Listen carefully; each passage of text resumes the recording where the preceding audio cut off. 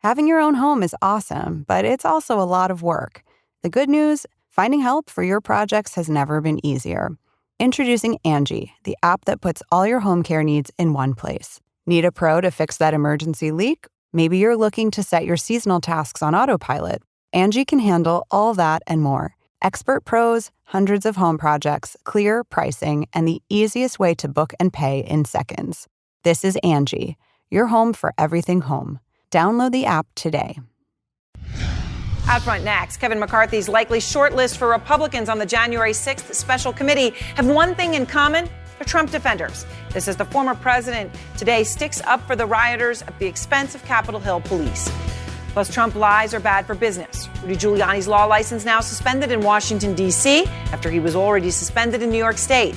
And a moment of silence in Surfside, Florida this hour. That rescue operation is now officially a recovery operation. Let's go out front. And good evening, I'm Erin Burnett. Out front tonight, McCarthy and the Trump defenders. Kevin McCarthy is about to pick the Republicans for the January 6th special committee. Now, actually doing this, moving to pick them, is a big shift in strategy because just days ago, that same Kevin McCarthy threatened any Republican who accepted an offer from Nancy Pelosi to serve on the panel. So you might say, oh, well, he's putting people on it now. He's woken up. He wants to know the truth. No. At least right now, this appears to be McCarthy making a farce of the truth, because many of the likely Republicans on his list have something specific in common, and that is that they're Trump defenders about the insurrection. Many of them have helped to whitewash what happened on January 6th, when a mob of Trump supporters stormed the United States Capitol, breaking windows, forcing doors open, beating officers with whatever they had on them, a hockey stick, an American flag, a fire extinguisher. People died. Officer lost an eye. People were yelling, hang Mike Pence. So, do McCarthy's likely GOPers want to know why this happened? Are they open to the truth? Do they want to know? Well, just listen to them, because they've already made up their minds about who was not responsible. They impeached the president of the United States for saying peacefully and patriotically, make your voices heard. The president was clear in his speech. I've watched it over and over. I've read the transcript. He told his supporters to go to the Capitol, make your voice heard, and do it peacefully. He was clear about that. This is not what the president had in mind. He said clearly he didn't want anybody to storm the Capitol. Ignoring what happened that day, ignoring what happened in the months before. Those are words from people, those words showing they have no intention of wanting to know the truth. And as for Trump, not only has he tried to whitewash the entire incident, he continues, by the way, to say the whole election was rigged and he won it. Today, he lionized one of the rioters. That rioter, Ashley Babbitt. Now, she was shot and killed by a Capitol police officer while trying to climb through a broken window in order to access the Speaker's lobby. There were no guns in the Capitol. They burned it except for the gun that shot Ashley Babbitt, and nobody knows who that men were. Why isn't that person being opened up, and why isn't that being studied? They've already written it off. They said that case is closed. Well, no, they know about it, know all about it. That officer, who risked his or her life, by the way, to defend the U.S. Capitol that day, was cleared of any wrongdoing by federal prosecutors. And by the way, you heard Trump there say, no guns except for the one that killed her. No, that's not true. There were guns on Capitol grounds, in addition to the one that killed Babbitt, brought by rioters. The Justice Department charged a rioter just last month with bringing a handgun onto Capitol grounds that day. You know, it's hard to have to sit here and just correct basic facts, but we all know facts have always been optional for the former president. And they seem to be now eluding the people that McCarthy is likely to pick to investigate what happened on January 6th, at least publicly. Because when you hear what a lot of these folks say publicly, you say, do they really believe this? Well, who knows what's in their heart and their mind, but one of their colleagues for sure says they do know better, but just won't say it out loud. I think the vast majority, if not all of them, my colleagues believe that this was a Trump-incited insurrection. That was Republican Adam Kinzinger. Ryan Nobles is out front live on Capitol Hill to begin our coverage tonight. And Ryan, this is really crucial because, whatever comes out of Capitol Hill here is going to go into the national consciousness, into the history books. It may not be what it should have been, but these things matter. These committees matter. And now I know the Democratic side of the January 6th Select Committees just wrapped up a strategy meeting. The names of these potential Republican members obviously are crucial for them and how this is going to go. There's no doubt about that, Aaron, and that's why this decision by Kevin McCarthy right now is the next big thing that we are waiting to see, because it will determine just how partisan this investigation by the House Select Committee will end up being. And we're told that Kevin McCarthy is strategizing as to who the 5 people he will select to be on this committee will be. And he's trying to find a balance here. And it is a careful line that he has to walk here. He wants people that will be considered serious, legislators that care about the process, but at the same time will be loyal to the Republican Party, loyal to him specifically. And then you have to assume by extension, the former president, Donald Trump. But we're also hearing that what he's probably not going to do is select someone who represents the far conservative and controversial wing of the Republican Party. Members like Marjorie Taylor Greene of Georgia or Matt Gaetz of Florida. Those names right now not being considered, but no matter what, Aaron, the names that McCarthy selects will have to go through and be approved by the House Speaker Nancy Pelosi. And it will be interesting to see how those names are revealed. Does McCarthy reveal them publicly before bringing them to Pelosi, putting her in an awkward position as to whether or not she wants to pull one of those names off before the committee's work begins? That will also be an important part of this process.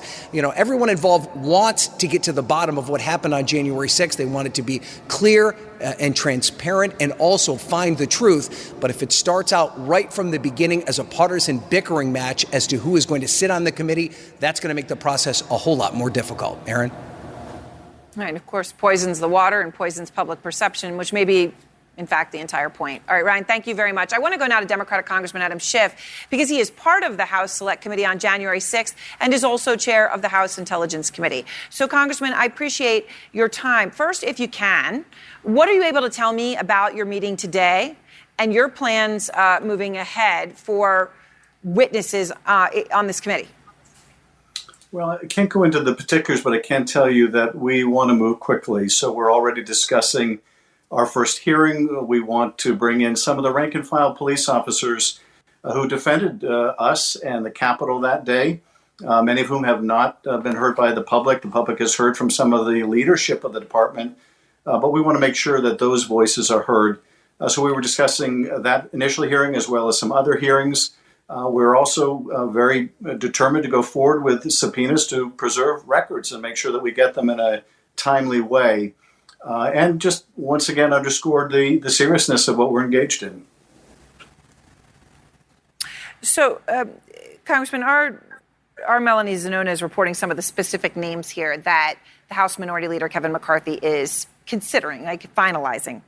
Some of them we just heard there in that group of sound bites that I just played. Jim Banks, a McCarthy ally, Mike Johnson, former constitutional law attorney who was a Trump impeachment surrogate, and 2 top Republicans who are among Trump's most loyal allies, Jim Jordan all the way along, and of course, most recently, Elise Stefanik. So, look, these GOP picks have to be made in consultation with Speaker Pelosi. So my question to you is, has McCarthy sort of played this well? He's not putting Marjorie Taylor Greene or Matt Gaetz or Gosar or anybody like that on there. But some of these names are clearly people who we all know where they stand, and we know how they see this. Are any of these acceptable to you? Well, first of all, in terms of whether he's played this well, no, not at all. We offered, thanks to the negotiation of Benny Thompson and John Katko, the bipartisan negotiation, a commission that would be completely evenly divided, in which neither party could issue a subpoena without the acquiescence of at least one member of the other party. McCarthy didn't want that, and he didn't want that because Donald Trump didn't want it, and that's the only criteria for Kevin McCarthy. So that was defeated in the Senate, and it didn't earn that many Republican votes in the House. Now we have a select committee, and he's complaining about the composition of the select committee. You can't have it both ways, but that's what he's trying. In terms of whether any of the people he's contemplating are acceptable or not, I can only hope that he will appoint people that will take the task seriously. I don't care whether they're conservative or not, or ultra-conservative. What I would hope for are people that are willing to work in good faith to get to the get to the truth. That has not really been Kevin's priority. So let me just ask you, do you think, Congressman, and this is a tough question, right? Because people could change their mind based on information. On Trump having a significant part of this, we all have enough information to know that. But there's a lot of details. So are there Republicans that you would think could be honest and fair about this, who have, who didn't support impeachment or who didn't support, investigating the election?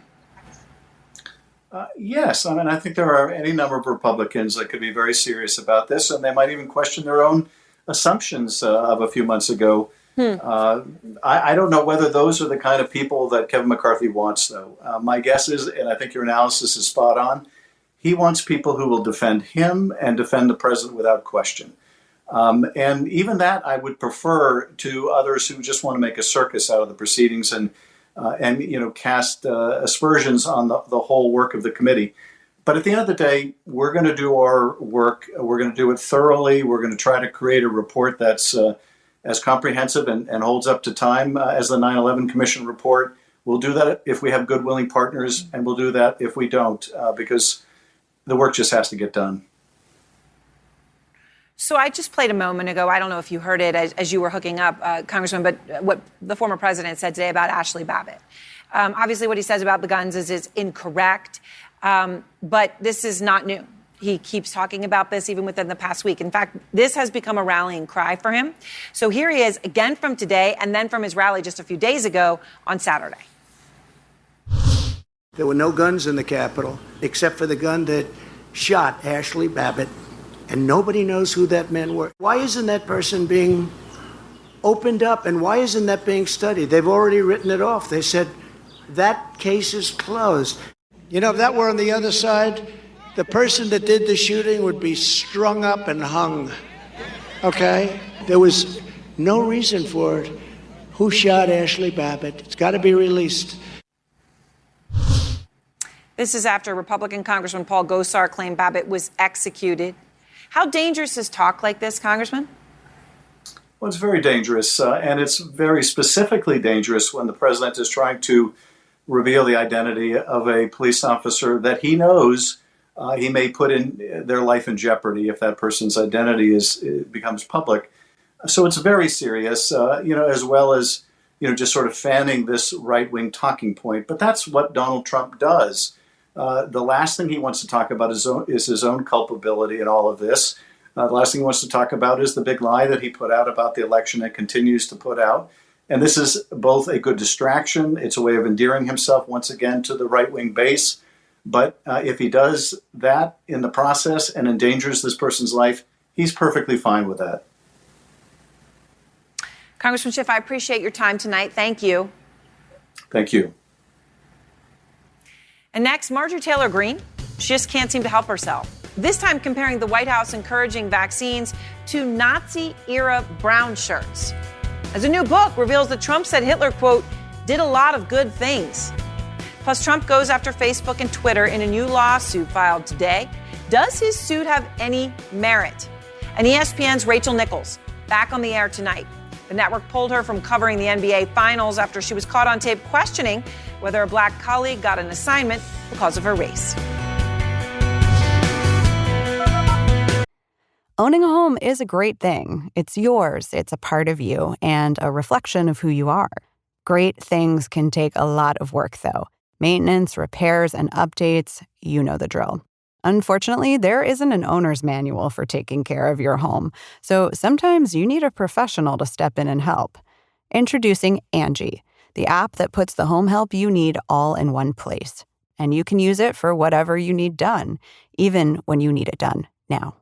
With Angie, you can connect with expert professionals for hundreds of projects and see clear upfront pricing. You can even book appointments and securely pay pros through the app in seconds. It's never been easier to fix emergency leaks, find the best contractor for a renovation, or schedule all your seasonal maintenance so you don't have to worry about it. This is Angie, your home for everything home. Download the Angie app today or go to Angie.com. I want to tell you about a podcast we've got. It's called 5 Things. 5 Things is exactly that. The 5 most talked about stories in under 5 minutes. Whether you want the latest from The Hill or the latest international headlines, CNN's 5 Things breaks down and distills the stories that get people talking. It's updated twice daily. If you want to get up to speed in the mornings or catch up at the end of your day, it's there. Find out what's happening in the world with CNN's 5 Things. You can find us wherever you get your podcasts. Tonight, lesson not learned. Republican Congresswoman Marjorie Taylor Greene, again, comparing COVID measures to Nazi Germany. This just 3 weeks after visiting the United States Holocaust Memorial Museum and apologizing for comments that she made when she compared wearing mask rules to the Holocaust. But now Greene's doing it again, this time specifically responding to remarks from President Biden. He was, talking about mobilizing people to go to unvaccinated people at their homes to try to give out vaccines. Greene tweeting, quote, "People have a choice. They don't need your medical brown shirts showing up at their door ordering vaccinations." The brown shirts, of course, is the notorious paramilitary force that helped Hitler gain power. It should go without saying, yet here we are saying things again. But comparing the rise of Hitler and the mass murder of 6 million Jews to encouraging Americans to get the vaccine is, at best, anti-Semitic? I don't know. Abby Phillip is anchor of Inside Politics Sunday, and Bill Kristol is editor-at-large of The Bulwark. Bill, a trip to the Holocaust Museum, then an apology, now doing it again. I struggle to understand why this could possibly continue happening. One doesn't just come up with a reference to brown shirts. I mean, she believes that the current American government is a dictatorship, but full of people who have ill will towards their fellow Americans. I take it she believes that people who work for the CDC or public health organizations at the state level who might try to get people to take the vaccine are morally equivalent to people in the Nazi regime. She seems to think that the Biden administration is somewhat like it's a dictatorial administration. So for me, it's not just about the inappropriateness, the vulgarity, the trivialization of the Holocaust, which is pretty disgusting. It shows how anti-American Marjorie Taylor Greene and her part of the Trumpist right is. They hate, they don't think that these are, think of the way they attack the military, people who serve the federal government, physicians at the CDC. They think these people they think nothing of calling, as you say, of comparing these people to Nazis. So, Abby, I want to play what Greene said after visiting the Holocaust Museum a few weeks ago, because she did apologize then. The Holocaust there's nothing comparable to it. It happened, and, over 6 million Jewish people were murdered. And there are words that I have said and remarks that I've made that I know are offensive. And for that, I want to apologize. That came after House Republican leader Kevin McCarthy had condemned her comments then. Abby, nothing from GOP leadership on the latest comments about brown shirts. I mean, will McCarthy take real action here? Or does Greene ultimately know that she can pretty much say whatever she wants at this point, Abby? Yeah, I do think that it's been clear for a long time that Marjorie Taylor Greene is setting the agenda in a lot of ways when it comes to Minority Leader Kevin McCarthy. He's been reluctant to push back on her, reluctant to do it privately and publicly. And the reason that she gave that apology, which I think now we can call what it is a stunt, it was because McCarthy was attempting at that time to try to pressure Democrats to pull the committee assignments of Congresswoman Ilhan Omar, and also trying to create this sort of scenario in which Greene apologized for her controversial comments while Congresswoman Omar did not. So I think the whole purpose of this was just a little bit of a political stunt. And Marjorie Taylor Greene, obviously, based on her comments then, knows better. She knows that the comparisons to the Holocaust are completely inappropriate and terrible, but she's doing it anyway because she also knows that there are no consequences when it comes to Republican leadership. Mm. And Bill, so it's Greene's latest comments about the Holocaust, but we're also learning about former President Trump's comments as well. According to an upcoming book by Wall Street Journal reporter Michael Bender, Then President Trump allegedly praised Hitler during a discussion with his White House Chief of Staff, John Kelly. This was in 2018. Trump reportedly said, and I quote, "Hitler did a lot of good things." So Bill, of course, a Trump spokeswoman denies he said that. Who would admit to having said that? Can you just talk about that for a moment, that such a thing could have been said, and why you think those comments are different from Green's Nazi comments? Just one more word on Green. I mean, she needs to apologize to the people who work at the CDC, the people who work in public health, the officials of the U.S. government, civilian employees, military employees, and of state governments, and of hospitals all over the country, et cetera, who are doing their best to help their fellow Americans. They're the ones she's insulted the most. It's not just that she's trivialized the memory of the Holocaust. The Holocaust, it is what it is, and it will survive. The accurate history will survive the comments of Marjorie Taylor Greene. But she needs to apologize to her fellow Americans. In terms of Trump, there I think it does reveal something about him, which is he admires authoritarians. I'm not going to say he admires Hitler entirely. That would be maybe a little unfair. But he's praised the Chinese for Tiananmen Square. He criticized at the time Gorbachev for being too soft and not crushing dissent. He admires strongmen.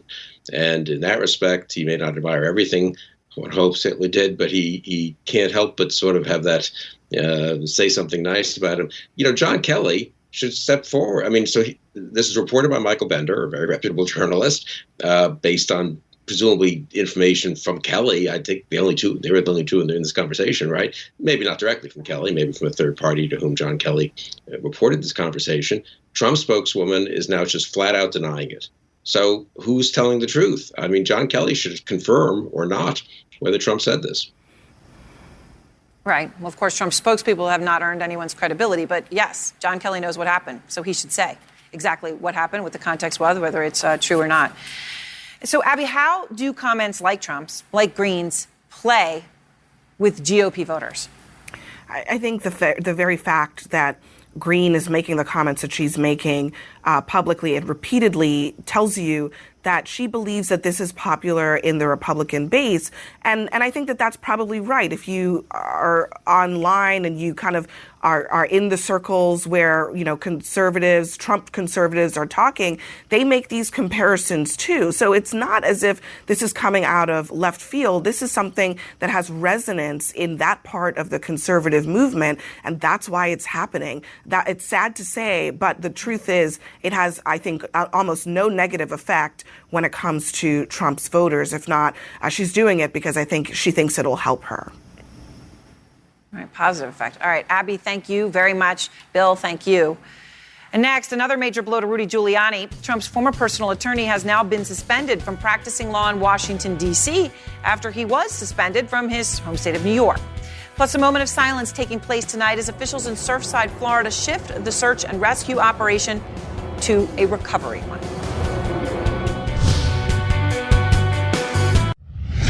Tonight, Trump's Hail Mary. The former president announcing class action lawsuits today against Facebook, Twitter, and YouTube, almost 6 months after being blocked by the platforms for his response to the Capitol Hill riot.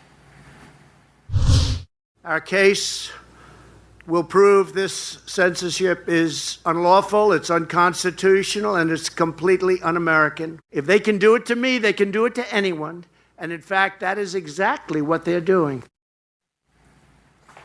Out front now, Jennifer Rogers, former federal prosecutor, and Dan Eberhardt, longtime Republican donor. Good to have both of you back with me. So, Jennifer, let me start with you. You take this lawsuit, in Florida. Does it hold any merit? None, Aaron. Sometimes we say, we'll have to wait for the facts to develop, or we'll say it's a very complicated area of law. Not here. This doesn't even set forward a cognizable legal case with merit at all. So the fact that he claims a First Amendment violation, which is the only thing that he claims here, he's claiming it against private companies. You can only claim a First Amendment violation against the government. So right out of the gate, this has no merit at all. I suspect it will be swiftly dismissed. So, Dan, this, seemed to be coordinated at some level. Less than an hour after Trump announced the lawsuit, a text message goes out to his supporters trying to fundraise off of it. How successful will that be? I mean, how much do you think this riles up the base? Well, I think it'll be successful from Trump's point of view in that he's just trying to stay relevant. He's trying to stay in the news, and we're talking about him. But, the lawsuit's going to go nowhere, and I think the fundraising, the ultimate rewards from the fundraising attempts will be just a blip here. But, Trump was silenced. He said that when he was deplatformed, he said he was going to launch a media empire, and that's basically fizzled. And I think this lawsuit's an admission of that. So, Jennifer, the lawsuit does claim, you raised this point, that Facebook's a state actor, not a private company. So conservative lawyer George Conway, husband of Kellyanne, tweets, quote, "What makes this Meta insane is that he's claiming that the Facebook was a federal state actor because it was entangled with the federal government at a time when he was president of the United States." Now, Jennifer, when you take a look at this, Trump, has filed 1,900 lawsuits, according to USA Today, right, before he even became president, right? Filing lawsuits, many of them frivolous and dismissed, is his M.O. But, when you take a big picture look at this, even though this may be frivolous, and I know you think it's going to be dismissed, do you have real questions about the whole issue of these private companies now seemingly controlling free speech in this country in many ways? Well, it's really interesting because what he's doing here really is lobbying. Lots of people have those questions. Congress has been in all sorts of hearings over the past few years about this question, and Congress can regulate it. They can legislate in this area.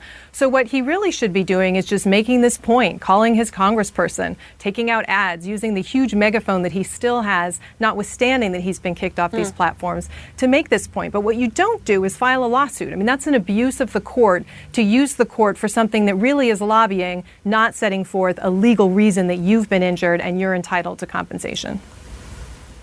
And I know you've made it clear you think this will be, quickly dismissed. Dan, this fight against big tech, though, and the way Trump is fighting this fight, right, by doing things like this lawsuit that don't have merit, have sort of become a rallying cry for the right. Just listen to this. The internet's hall monitors out in Silicon Valley, they think they can suppress us, discourage us. Big tech, I believe, poses the single greatest threat to free speech in our country today and poses the single greatest threat to democracy in our day. Last I checked, I thought that the Declaration said that our rights come from God, not from Google. Is that right? Last I checked. There's a rallying cry now, Dan, in the right, and you hear the crowd at CPAC cheering there to Senator Hawley. But I know you think that this move could actually hurt the Republican Party. Explain why. Well, I think this is going to hurt the Republican Party because, look, what we need to be doing is this kind of naked fundraising appeal an hour after he filed the lawsuit. People are going to see it for just that, and it's really not going to mean anything in the long term. We're damaging the Republican brand. What we need to do to win in 2022, to take the White House back in 2024, is we need to appeal to centrist voters that go to work every day, that have families and concerns of their own. So I think we need to be focused on being the loyal opposition to Joe Biden's policies and trying to make them stronger and better for American families. And we need to be focused on legislation. This kind of stuff, as Trump has got this kind of Me Too brand of politics. His tours, his rallies are really like this kind of never-ending revenge tour. This kind of stuff is not the path back to the majority. I think that he's trying to have this kind of purity test, that like a Barry Goldwater type purity test that's going to leave us with a smaller minority, not with a governing majority like Reagan would want. And right, and then you can't win those national elections. Jennifer, I mentioned before the break one other thing I want to ask you about, which is Rudy Giuliani. We're learning he's been suspended from practicing law in Washington, D.C., which is just weeks, of course, after he was suspended in New York. The reason for spreading lies about the 2020 election. How unprecedented is this, Jennifer? Well, it's not uncommon for one state to piggyback on another if you're licensed in more than one state. So in that sense, I would say it's not that unusual. It saves a lot of resources for the Washington, D.C. folks not to have to look into this and all the facts like the way the New York appellate judges have. But what's really crazy about it is this is the suspension. So it's nothing permanent yet. But for them to decide that they need to suspend him from practicing law, they have to have found that he's essentially a danger, that it's not in the public interest for him to practice law while this process is making its way through, while they're having an adversarial hearing, if that's what he wants. So, that's what's extraordinary, that he's a danger, and now 2 courts have said so. Oh, all right. Thank you very much, Jennifer. Dan, I appreciate both of your time. A next moment of silence just taking place at the site of that catastrophic condo collapse. Officials marking the moment the search and rescue operation turns to recovery. Plus, Rachel Nichols is back on ESPN tonight, one day after the network sidelined her from covering the NBA Finals because she was caught on tape suggesting a black colleague was picked for a plum assignment because of her race.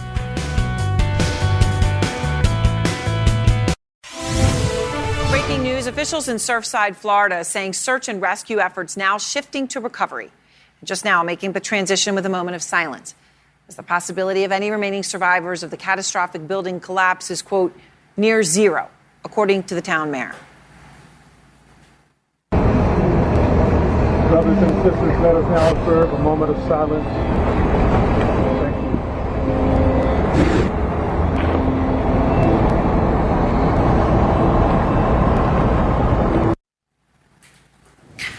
The confirmed death toll tonight, people they have found, is 54. But now that it's a recovery mission, that you've got 86 people unaccounted for, 140 people possibly dead, that's now the reality. Leila Santiago is out front. Tonight, after 14 tireless days, the search and rescue effort in Surfside shifting to a search and recovery effort. This decision was not an easy one, as our hearts still hoped to find survivors. A moment of silence held by rescue teams before the transition. It is with deep, profound sadness that this afternoon I'm able to share that we made the extremely difficult decision to transition from Operation Search and Rescue to recovery. Families informed this afternoon at their daily briefing with officials as bodies are more quickly being discovered now that the debris field has opened up after Sunday's demolition. Officials say it is the right time to make the transition. This decision was not based on any other reasons except on facts that emerged during the extent of this search and rescue operation. Several survivors of the building collapse revisiting the site of the debris today. Families being assured the recovery effort will not slow down. The only thing that changes is just the term. Resources are still there. The men and women are still there. Our first responders have truly searched that pile every single day since the collapse, as if they're searching for their own loved ones. Miami-Dade Mayor Levine Cava visibly shaken today as the mission is taking its toll on everybody involved. Have you seen any indication from any of the bodies that have been recovered so far that any of them survived the initial collapse? No, we have not. As rescue teams continue clearing away and searching debris at Champlain Towers South, Surfside's mayor is still working to assure its sister building, Champlain Towers North, built with the exact same specs, is safe. They're in there with ground-penetrating radar and other tools to continue to assess the structural situation there at that building. The building's collapse has raised questions about whether other seaside residential structures in Miami-Dade could be at risk. 40 of them have already been inspected, only one found with a structural deficiency. There will be changes. There will be improvements made.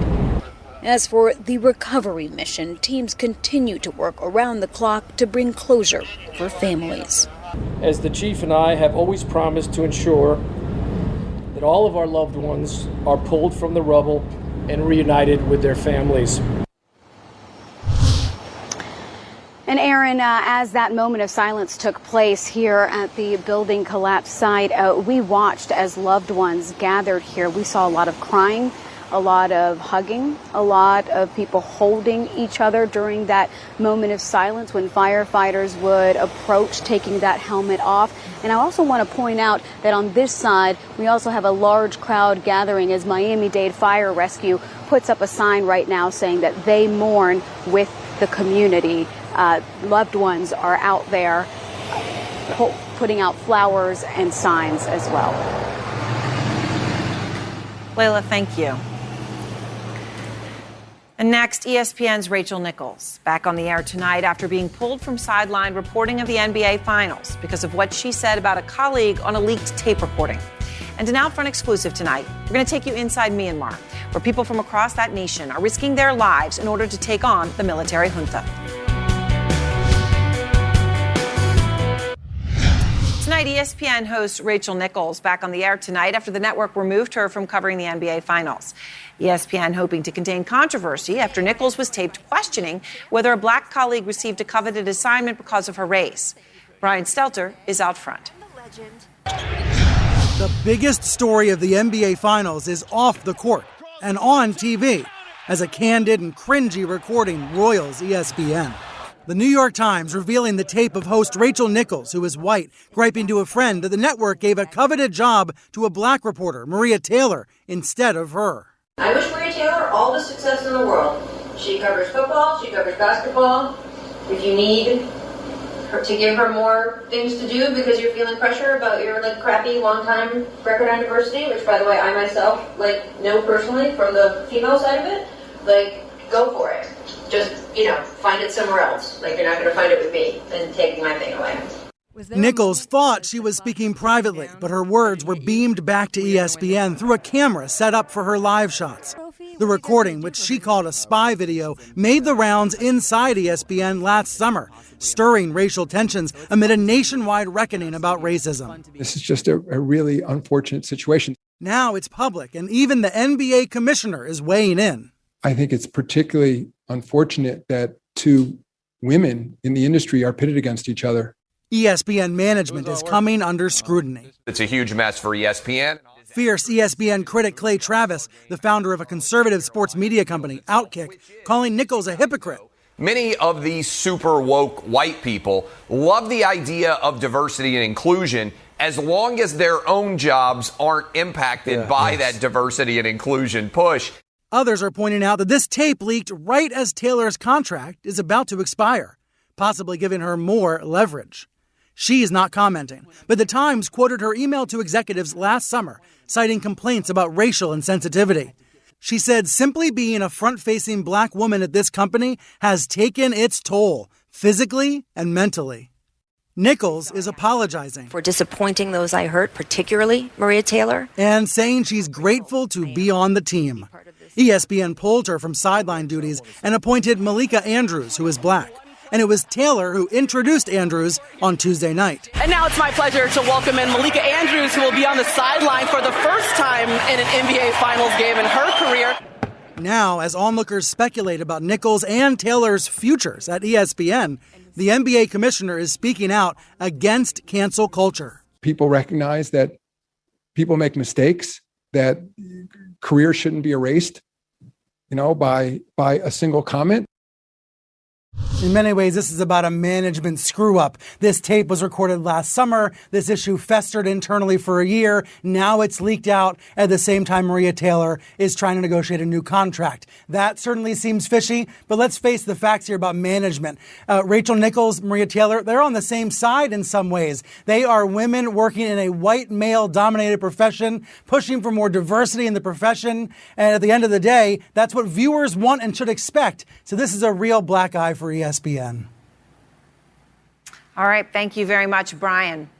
And next, we're going to take you inside Myanmar. This is an incredible and exclusive look at how rebels are preparing to take on the military junta and attempt to restore democracy.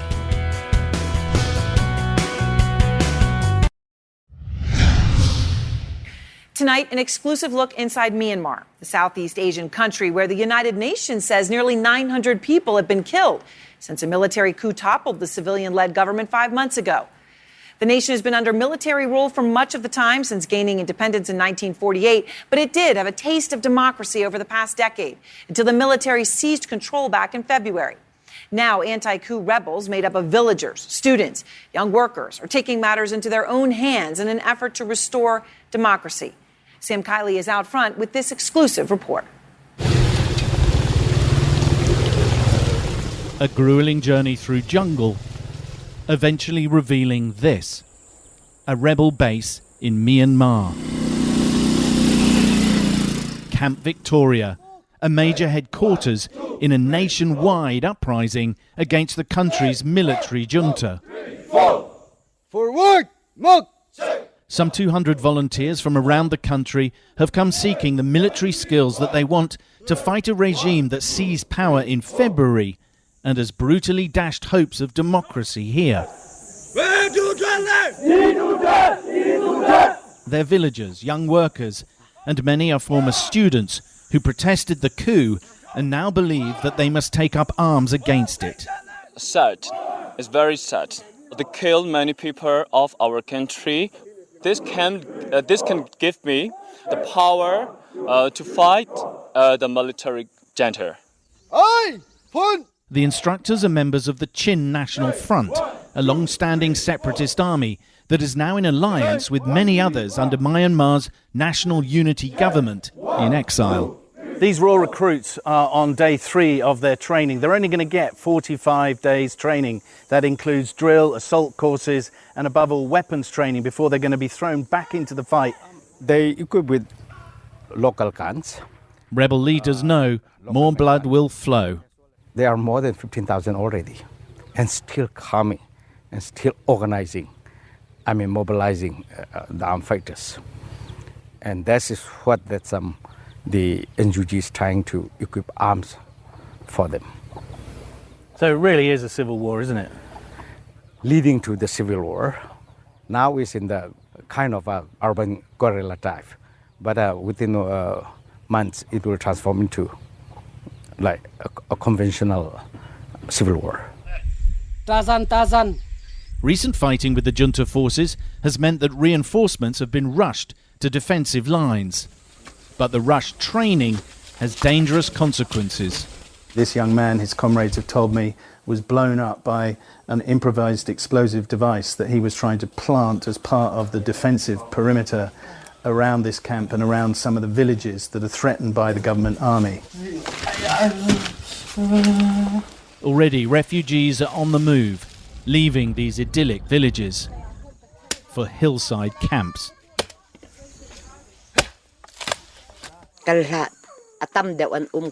Tiao Song told me that the women, children and elders fled their village when they heard the sounds of fighting. Many men stayed behind, but everyone fears the military for its brutality. The Chin National Front says it's trained 3,000 people at Camp Victoria. Those who've graduated have been immediately deployed. Most of their weapons are bird-hunting, homemade shotguns, stored with an open fire to keep the damp off. They believe that this is a just fight, but they're short of weapons and rushed through training. And it'll take more than righteousness and shotguns to topple a military regime. And as the conflict continues, the numbers of dead will rise to a level when, eventually, people may start to lose count. 1, 2, 3, 1, 2, 3, 1. Sam Kiley, Camp Victoria, Western Myanmar. Thanks so much, Sam, and thanks to all of you for joining us. AC360 starts now.